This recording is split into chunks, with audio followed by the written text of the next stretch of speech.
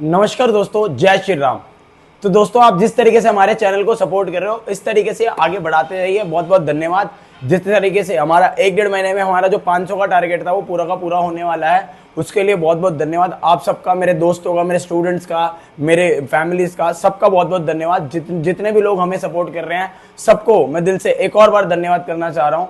ठीक है दोस्तों। तो अब आपको क्या करना है, जो 500 होने वाले हमारे उनको कंप्लीट करना है, फिर हम 1000 का माइलस्टोन लेके चलेंगे, फिर उसके हिसाब से चीजें देखते रहेंगे कि किस तरीके से क्या करना है। ठीक है दोस्तों, तो प्लीज हमें सपोर्ट करते रहिए जैसे आप कर रहे हो और ऐसे हमारे चैनल को आगे बढ़ाते रहिए। धन्यवाद। तो ये धन्यवाद इसलिए था। वीडियो शुरू करने से पहले मैं आपको बता दूं बच्चों, आज हम ज्योग्राफी क्लास 10th के ज्योग्राफी का चैप्टर 1 रिसोर्स एंड डेवलपमेंट करने वाले हैं बच्चों, जो कि हमारे क्लास 10th के अभी जो करंट यूटी आने वाले हैं 23, 24, 25, 26 को, उसमें बहुत ज्यादा यूज होगा। ठीक है, क्यों? क्योंकि अभी जो यूटी आ रहे हैं ना, सब में यही चैप्टर आ रहे हैं। ये अपना रिसोर्स एंड डेवलपमेंट हो गया, पावर शेयरिंग हो गया, और हिस्ट्री का अपना जो फर्स्ट चैप्टर था rise of nationalism in Europe, ये तीनों चैप्टर हमारे यूटी में आ रहे हैं। तो 2 चैप्टर तो मैंने आपको वैसे ही उसमें दे दिए हैं जो हमारा चैप्टर चल रहा था। तो बाकी के चैप्टर मतलब पावर शेयरिंग और वो rise of nationalism in Europe मैंने आपको दे दिया है यूट्यूब पे। ठीक है, अब ये तीसरा चैप्टर आपको दे रहा हूं जिससे आपका यूटी में आपको बहुत ज्यादा हेल्प मिले। अगर आपके यूटी में कोई और या फिर जो क्लास टेस्ट में कोई और चैप्टर आ रहा है तो आप कमेंट सेक्शन में जरूर बता सकते हैं, उसके लिए भी मैं आपके लिए वीडियो जल्दी से जल्दी बनाने की कोशिश करूंगा। 9th क्लास आप भी मेरे को कमेंट करके बता सकते हैं कि भैया इस चैप्टर पे वीडियो बनाओ, इस चैप्टर पे ना बनाओ। तो हाँ बच्चों, तो हमारा चैप्टर है रिसोर्स एंड डेवलपमेंट। तो रिसोर्स एंड डेवलपमेंट के बारे में बात करें बच्चों, तो सबसे पहले हम रिसोर्सेज को समझते हैं, रिसोर्सेज की डेफिनेशन समझते हैं। तो रिसोर्सेज की डेफिनेशन क्या है बच्चों? Everything available in our environment which can be used to satisfy our needs can be termed as resource.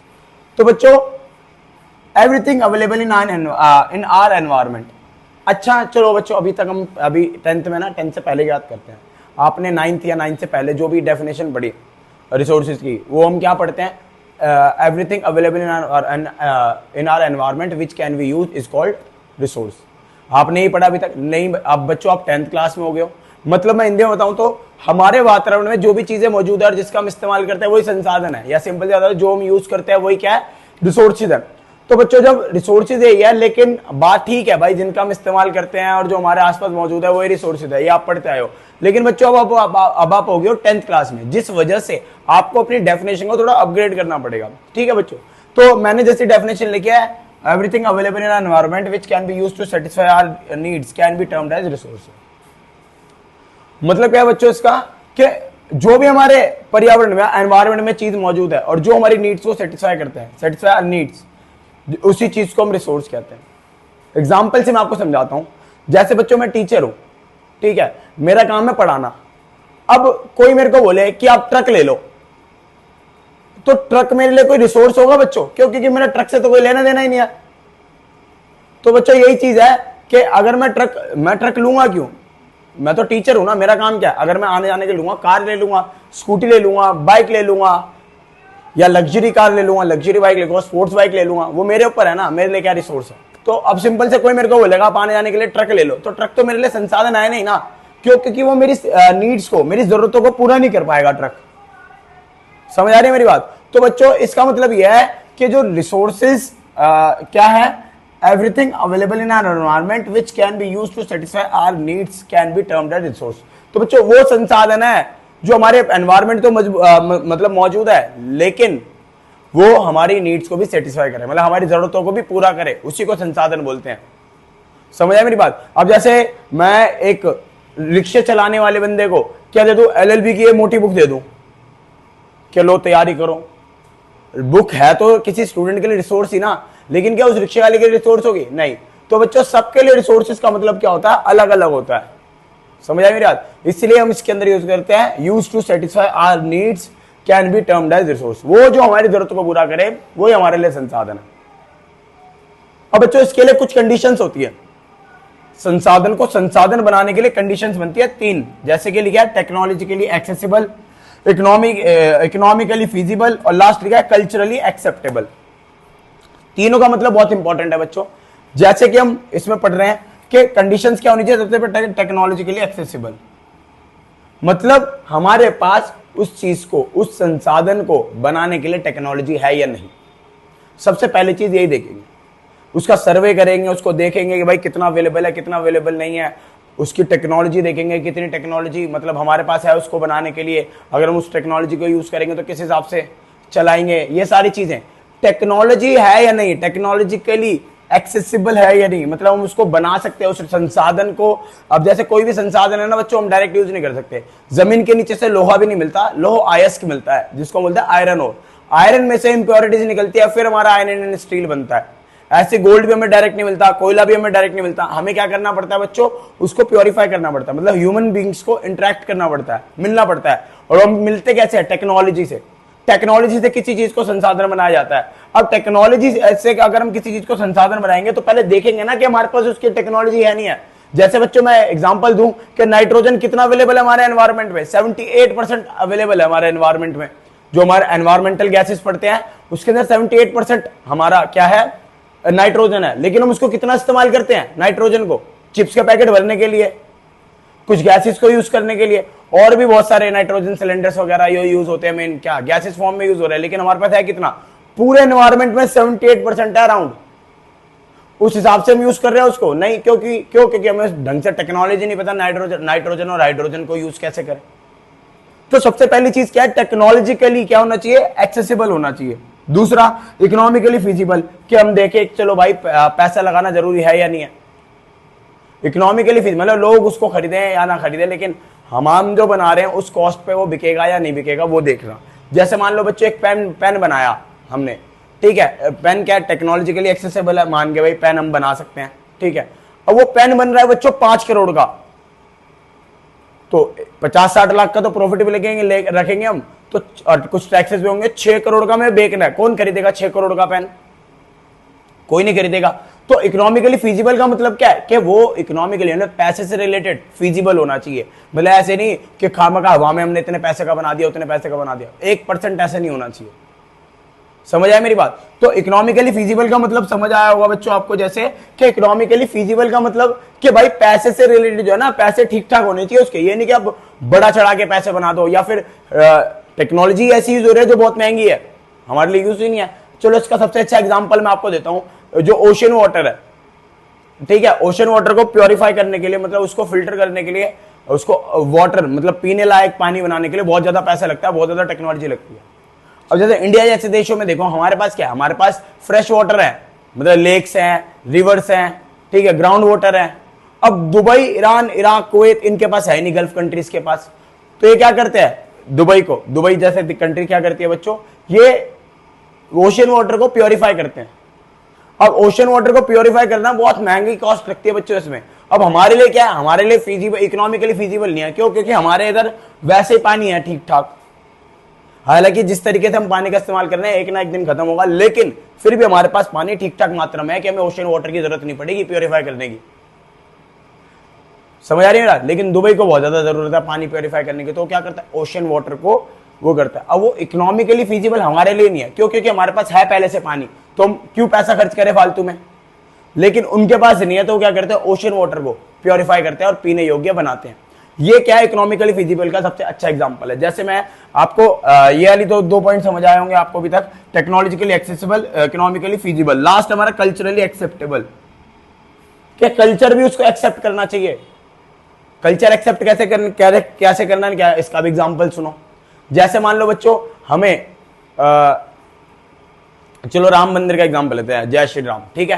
तो अब जैसे मान लो राम मंदिर है बच्चों, वैसे तो कई सालों बाद बना, हमारे लिए इधर दिवालियों की खुशी आई, तो राम मंदिर जैसे बना, तो राम मंदिर बनने के बाद जैसे मान लो उसके नीचे से पेट्रोलियम बन जाए, निकल जाए, मतलब पेट्रोल निकल जाए, मंदिर के ठीक नीचे तेल का कुआं निकल जाए बहुत बड़ा, जिसके अंदर हमारे पास है नहीं पेट्रोलियम, उसकी सारी कमी पूर्ति कर दे वो एक ही चीज है, तो रिसोर्स ना बच्चों। लेकिन अब सरकार को क्या करना पड़ेगा, अगर वो पेट्रोलियम यूज करना है तो मंदिर को तोड़ना पड़ेगा। तो हम क्या करेंगे, हम तो आग लगा देंगे, हम तो मंदिर टूटने नहीं देंगे, हम तो बिछ जाएंगे, मर जाएंगे, हम बिल्कुल उस पर हाथ नहीं लगाने देंगे। एक तो इतने सालों बाद बना, ऊपर से आए और कुछ संसाधनों के चक्कर में तोड़ दें। तो हम क्या, हम समाज है, हम समाज मतलब कल्चर है, तो कल्चरली एक्सेप्टेबल नहीं है वो। अगर मंदिर के नीचे मंदिर के नीचे अगर कोई रिसोर्स मिलता है और वो रिसोर्स देश के लिए भी बहुत ज्यादा वो है, तो राम मंदिर क्या तोड़ने देंगे हम लोग? नहीं तोड़ने देंगे, हम एक्सेप्टिंग करेंगे, भाड़ में गया रिसोर्स, हम ऐसे ही रहेंगे, नहीं तोड़ने देंगे। या फिर कोई ऐसा तरीका निकल जाए कि मंदिर भी ना टूटे और संसाधन भी होते रहे, तो कोई दिक्कत नहीं है। लेकिन अगर वो मंदिर तोड़ के संसाधन के बनाने के लिए बोलेंगे तो हम क्या तोड़ने देंगे मंदिर? नहीं तोड़ने देंगे बिल्कुल भी। तो ये क्या है, कल्चरली एक्सेप्टेबल। क्या कल्चर भी एक्सेप्ट करना चाहिए उसको, समझ आई? तभी वो क्या होगा, संसाधन होगा। ये कहने का मतलब है, समझ आई मेरी बात? तो तीनों चीज ये क्या कंडीशंस है, ये कंडीशंस अगर फुलफिल हो जाए तो हम किसी भी चीज को रिसोर्स कह सकते हैं हमारे लिए, किसी भी चीज। अब पेट्रोल है तो रिसोर्स है, लेकिन अगर कल्चर ना माने मंदिर तोड़ने के लिए, मतलब हमारी संस्कृति मानने देगी, नहीं मानने देगी, नहीं तोड़ने देगी मंदिर, तो हम क्या करेंगे? हम कमर तोड़ देंगे जो मंदिर तोड़ेगा। तो वही चीज बच्चों मैं आपको बता रहा हूं कि अगर कल्चरली एक्सेप्टेबल नहीं होगा, अगर कल्चर, समाज, संस्कृति अगर उसको स्वीकार नहीं करेगी, तो फिर वो भी हमारे लिए संसाधन नहीं है। अब जैसे मैं आपको एक बात बताऊं बच्चों, जैसे मैंने आपको बताया था टेक्नोलॉजी वाली बात, कि human beings interact with nature through technology and create institutions to accelerate economic development. तो हमें सिंपल सी मैं एक बात बताता हूँ, हमें संसाधनों की जरूरत क्यों है? हमारे आर्थिक विकास के लिए, ताकि हम बहुत से ज्यादा पैसा कमाएं। ज्यादा से ज्यादा पैसा कैसे कमाएंगे हम? ज्यादा से ज्यादा पैसा कमाया जाएगा बच्चों किस आधार पर? जब हमारे पास ज्यादा से ज्यादा संसाधन होंगे, ज्यादा से ज्यादा संसाधन होंगे। तो ज्यादा से ज्यादा संसाधन के आधार पर अगर मैं देखूं तो हम इकोनॉमिक डेवलपमेंट के लिए क्या करते हैं? ह्यूमन बींग्स, मतलब हम लोग इंसान इंटरेक्ट करते हैं नेचर के साथ, क्योंकि जो होते हैं रिसोर्सेज होते हैं, मिनरल्स वगैरह, इन सब चीजों से नेचर से ही मिलते हैं हमें, ठीक है। फिर क्या करते हैं हम? जो नेचर के पास जाते हैं, कैसे जाते हैं? टेक्नोलॉजी के साथ जाते हैं। बिना टेक्नोलॉजी के लिए कोई रिसोर्स बन ही नहीं सकता। फिर क्या करते हैं? इंस्टीट्यूशंस बनाते हैं, संस्थानें बनाते हैं, फैक्ट्रीज बनाते हैं, या फिर रिफाइनरीज बनाते हैं, या फिर उसको प्योरीफाई करने के लिए चीजें बनाते हैं। फिर क्या यार, इन सब चीजों से क्या होता है? हम क्यों करते हैं? इकोनॉमिक डेवलपमेंट के लिए, आर्थिक विकास के लिए सारी चीजें की जाती है, ठीक है बच्चों। Resources are function of human activities. जो भी हम काम कर रहे हैं वही है, क्या है? रिसोर्सेज है। मतलब एक तरीके से resources are function of human activities, कि रिसोर्सेज है क्या? हम लोगों की एक्टिविटीज की वजह से ही सामने अस्तित्व में आया है। तो बच्चों ये था हमारा इंट्रोडक्शन रिसोर्सेज का, रिसोर्सेज की डेफिनेशन और पूरा का पूरा हमारा फॉर्म है। इसको आप नोट करते रहना, बहुत ही इंपॉर्टेंट चैप्टर है ये आपके सिलेबस के लिए और सीबीएसई के लिए भी, और आपके यूटी के लिए भी बहुत इंपॉर्टेंट चैप्टर है, ठीक है। तो बच्चों हमारा नेक्स्ट टॉपिक है क्लासिफिकेशन ऑफ रिसोर्सेज, मतलब टाइप्स ऑफ रिसोर्सेज पढ़ेंगे, जिसके अकॉर्डिंगली हमने रिसोर्सेज को कई टाइप से बांटा है। जैसे पहला टाइप है origin, on the basis of origin. तो ओरिजिन के बेसिस पे हमने रिसोर्सेज को दो पार्ट्स में बांटा है, एक बायोटिक और दूसरा एबायोटिक। या आपने कहीं ना कहीं सुना होगा या पढ़ा होगा, जैव और अजैविक बोलते हैं इसको, जैविक और अजैविक। तो बायोटिक में कौन होते हैं बच्चों? लिविंग थिंग, जिनमें जीवन होता है, जो मतलब सांस लेते हैं, ये हमारी तरह जीते हैं, इन लोगों को हम बोलते हैं बायोटिक रिसोर्सेज, ठीक है बच्चों। Example forest, animal, human beings etcetera. ऐसे एबायोटिक रिसोर्सेज, एबायोटिक रिसोर्सेज क्या होता है? उसका उल्टा, नॉन लिविंग थिंग, जिनमें जीवन नहीं होता वो लोग, अजैविक वो होते हैं। जैसे rock, minerals, land and water, चट्टाने, मिनरल्स, खनिज हो गए अपने आप, भूमि और जल, ये सारे के सारे हमारे क्या है? बायोटिक रिसोर्स, ठीक है बच्चों। अब मेरे को थोड़ा सा लग रहा होगा कि आगे चल के थोड़ा सा ना खचपच सा हो रहा है, तो मैं ना आपको पर वर्ड बोलता रहूंगा, जिसको ना आप नोट डाउन करते रहना मेरे बोलने पे, ठीक है, जिससे आपको सारी चीजें समझ आ जाएंगी, ओके। और आप अगर स्क्रीनशॉट लेते हो और स्क्रीनशॉट लेकर बाद में लिखने की कोशिश करते हो, उसमें शायद थोड़ी सी दिक्कत हो सकती है, लेकिन कोशिश करो आप हैंड टू हैंड, जैसे आप ये लेक्चर ले रहे हो साथ ही साथ नोट्स बना दे चलो। हाँ तो बच्चों मैं आपको बता, exhaustibility, on the basis of exhaustibility. Exhaustibility मतलब जीवन के आधार पर कि कितना जीवन चल सकता है। तो सबसे पहला रिन्यूएबल और आता है नॉन रिन्यूएबल, नवीकरणीय और अनवीकरणीय।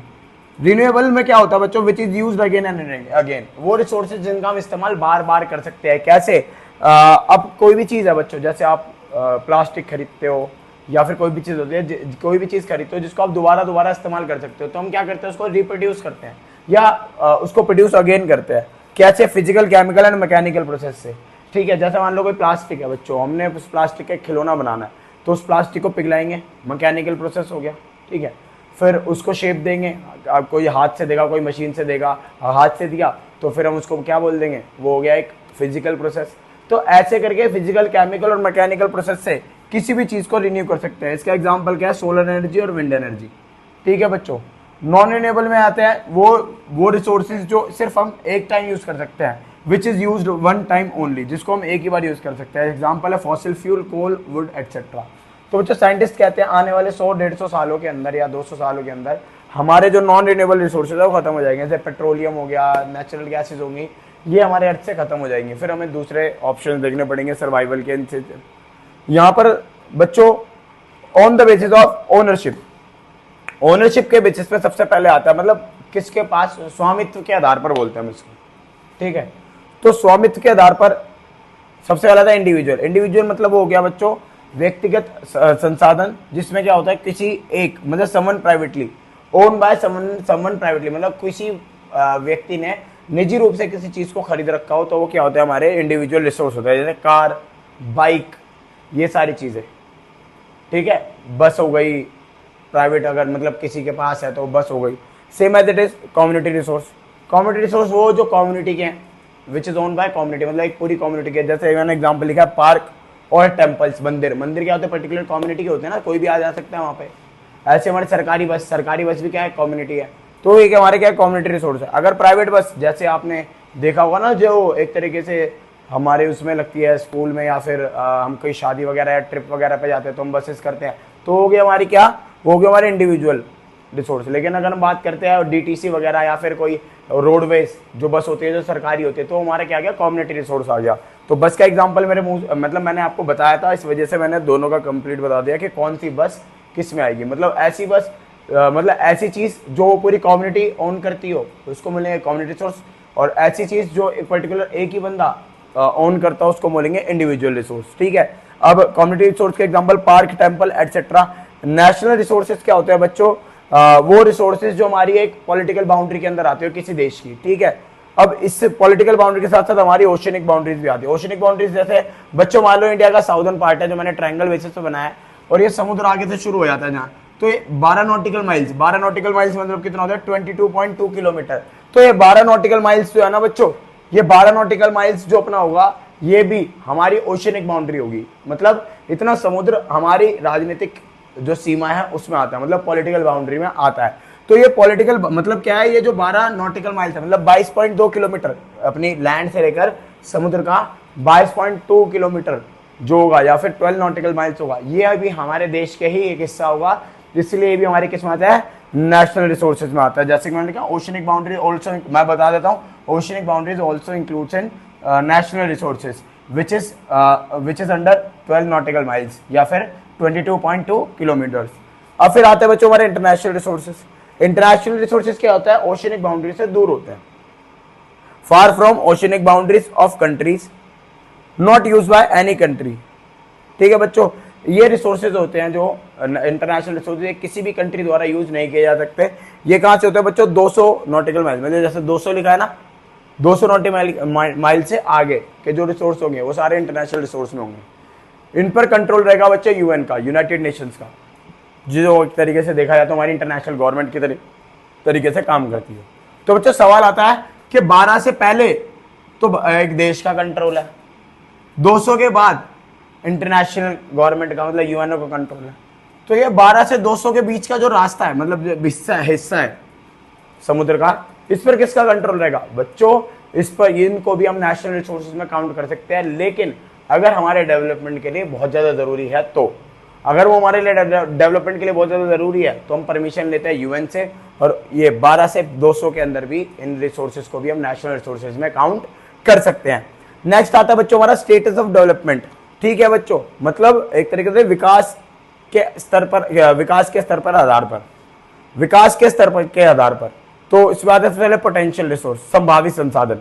अब इसके अंदर क्या होता है बच्चों, ये क्या होता है, हमारे पास लार्ज क्वांटिटी में अवेलेबल होता है, लेकिन हम इनका लार्ज क्वांटिटी में लार्ज स्केल पे यूज नहीं करते। जैसे अगर राजस्थान में सोलर एनर्जी बात करूं, तो सोलर एनर्जी आप देखते हो वहां पर कितनी गर्मी है, कितनी धूप है, लेकिन वहां पर सोलर एनर्जी लोग इतने यूज नहीं करते। क्यों? क्योंकि जो फोटोवोल्टिक टेक्नोलॉजी है, मतलब जो जिससे सोलर एनर्जी का इस्तेमाल होता है, वो टेक्नोलॉजी बहुत महंगी बनती है। क्या बनती है बच्चों? बहुत महंगी मिलती है, जिससे वहां के जो गांव या फिर वगैरह के लोग हैं, वो मतलब जो मैक्सिमम लोग तो गरीब ही होते हैं ना हर एक जगह में, तो लार्ज स्केल पर इस आधार पर यूज नहीं होता कभी भी। Example solar energy in Rajasthan और same as it is wind energy in Gujarat. Next आता है अपना डेवलप्ड रिसोर्सेज। डेवलप्ड रिसोर्सेज कौन से होते हैं बच्चों? वो रिसोर्सेज जिनका सर्वे पूरा डन हो चुका है और हमें उसकी क्वांटिटी और क्वालिटी दोनों पता है। और वो कितना हमारे पास उपलब्ध है और इसकी क्वालिटी क्या है, कितने टाइप्स की क्वालिटी होती है, सब हमें बताओ संसाधन के बारे में। ऐसे संसाधन को हम वो क्या बोलते हैं बच्चों, डेवलप्ड रिसोर्स, मतलब विकसित संसाधन। तो डेवलप्ड रिसोर्स के बारे में बोलो, which survey was done by done and also examine their quantity and quality. ठीक है बच्चों, और आज के समय में उसको अच्छे खासा यूज भी करते हैं। इसका सबसे बड़ा एग्जांपल है कोयला, कोल। तो कोल जो है बच्चों हमारे पास कितना उपलब्ध है, 25,000 करोड़ टन। एक टन में 1000 किलो होते हैं और 25,000 करोड़ टन हमारे पास कोयला, कोल उपलब्ध है। समझ आया बच्चों? तो ये क्या है ना, कोयला, हमने इसका सर्वे भी कर लिया, इसकी क्वांटिटी भी बताया, इसकी क्वालिटी भी बताया, और आज के समय में इसको लार्ज स्केल पर यूज करते हैं। तो ये हमारे हो गया क्या, डेवलप्ड रिसोर्सेज। अगला आता है बच्चों हमारा stock, available but not use because of no appropriate technology. देखो बच्चों ये भी अवेलेबल है, ये भी अवेलेबल है, इसका भी हम यूज नहीं कर रहे पोटेंशियल का, और स्टॉक का भी हम यूज नहीं कर रहे। दोनों में लेकिन बहुत फर्क है। इसमें फर्क क्या है कि हम लार्ज स्केल पर यूज नहीं कर पा रहे अदर रीजन से, जैसे पैसे नहीं है, ये नहीं है, बहुत सारी चीजें हैं। ठीक है, और जैसे और स्टॉक के अंदर जो हम लार्ज स्केल पर यूज नहीं कर पा रहे, क्यों, नो एप्रोप्रिएट टेक्नोलॉजी, मतलब हमारे पास टेक्नोलॉजी ही नहीं है उसको बनाने के लिए। जैसे आज तो हमने कंडीशंस पढ़ी थी स्टार्टिंग में, तो उसके अंदर कहना टेक्नोलॉजिकली एक्सेसिबल। तो टेक्नोलॉजिकली एक्सेसिबल के अकॉर्डिंगली जो स्टॉक है, ऐसे रिसोर्सेज उसमें रखे जाते हैं, मतलब बचाए जाते हैं रिसोर्सेज को। ठीक है, और हाइड्रोजन एंड नाइट्रोजन इसका एग्जाम्पल है। ठीक है बच्चों, हमारे पास है तो बहुत ज्यादा लार्ज स्केल पे, लेकिन हम इसको किस तरीके से यूज करें जो कि हमारे पास अप्रोप्रिएट टेक्नोलॉजी नहीं है। लास्ट आता है हमारा reserve forest, reserve resources. Reserve resources क्या है बच्चों, we preserve them for upcoming generations, example forest. मतलब हमारे पास है भी बहुत ज्यादा मात्रा में, हमें इसकी क्वांटिटी क्वालिटी भी पता है, और लास्ट में क्या है, जैसे डेवलपमेंट में क्या कर रहे हैं, also used in now days, हम इनको इस्तेमाल नहीं कर रहे। हमें सब पता है रिजर्व रिसोर्सेज के बारे में कि कितना है, किस क्वालिटी का है। ठीक है, और इसका पूरा सर्वे भी किया जा सकता है, किया जा चुका है कि कहाँ कहाँ पर फैला हुआ है। लेकिन फिर भी हम रिसोर्सेज को क्या रखते हैं, बचा कर रखते हैं। क्यों बचा कर रखते हैं, अपकमिंग जनरेशन के लिए, आने वाली पीढ़ी के लिए। एग्जाम्पल इसका सबसे बड़ा एग्जाम्पल है बच्चों फॉरेस्ट। जो फॉरेस्ट रिजर्व बनाए जाते हैं वो आने वाली जनरेशन के लिए बनाए जाते हैं, ताकि वो इन फॉरेस्ट का इस्तेमाल कर सके। जैसे हम पेड़ों को काट रहे थे, पेड़ों को खत्म कर रहे थे ना, तो आने वाले टाइम पर हम इन पेड़ों को बिल्कुल ही फिनिश कर देते हैं अगर हम इनको बचाते नहीं। तो जो अपकमिंग जनरेशन है, इनको ऑक्सीजन नहीं मिलता, पेड़ों से रिलेटेड जो भी रिसोर्सेज बनते हैं वो नहीं मिलते, तो जिससे हमारा क्या पूरा का पूरा प्रोसेस क्या हो जाता है, खराब हो जाता है। ठीक है दोस्तों, इसी टॉपिक के साथ इस वीडियो को एंड करते हैं। ठीक है, जब तक के लिए आप हमारे चैनल को सब्सक्राइब कीजिए, वीडियो को लाइक कीजिए और शेयर कीजिए। कमेंट में जो भी आपको डाउट पूछना है और जो भी चैप्टर आपको पढ़ना है, मतलब एक तरीके से देखा जैसे यूटी आ रहे हैं या फिर किसी के एग्जाम आ रहे हैं, तो वो आप कमेंट सेक्शन में आप बता सकते हो। ठीक है बच्चों, जब तक के लिए मैं आपको धन्यवाद कहता हूँ। ज़्यादा से ज़्यादा इस वीडियो को शेयर कीजिए, और जो भी डाउट है, मैंने आपको बता रखे हम कौन कौन से सब्जेक्ट पर अभी फोकस कर रहे हैं। इन सब्जेक्ट से रिलेटेड आप किसी भी टॉपिक पे रिलेटेड हमें डाउट कमेंट सेक्शन में डाल सकते हैं।